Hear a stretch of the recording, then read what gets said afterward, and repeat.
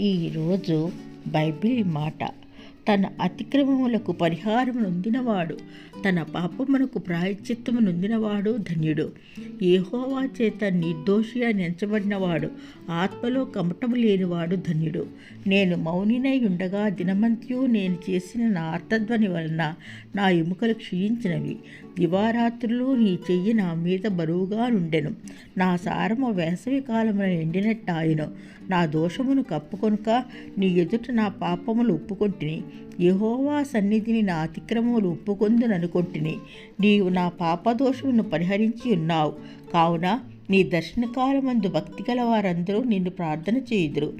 విస్తార జలప్రవాహములు పరిలొచ్చినను నిత్యముగా అవి వారి మీదికి రావు. నా దాగుచోటు నీవే. శ్రమలో నుండి నీవు నన్ను రక్షించదవు. విమోచన గానముతో నీవు నన్ను ఆవరించదవు. నీకు ఉపదేశం చేసేదను. నీవు నడవవలసిన మార్గమును నీకు బోధించెదను. నీ మీద దృష్టి ఉంచి నీకు ఆలోచన చెప్పెదను.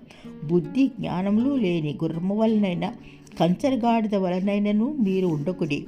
అవి నీ దగ్గరకు తేపడినట్లు వాటి నోరు వారితోనూ కళ్ళెముతోనూ బిగింపవలను. భక్తిహీనులకు అనేక వేదనలు కలుగుచున్నవి.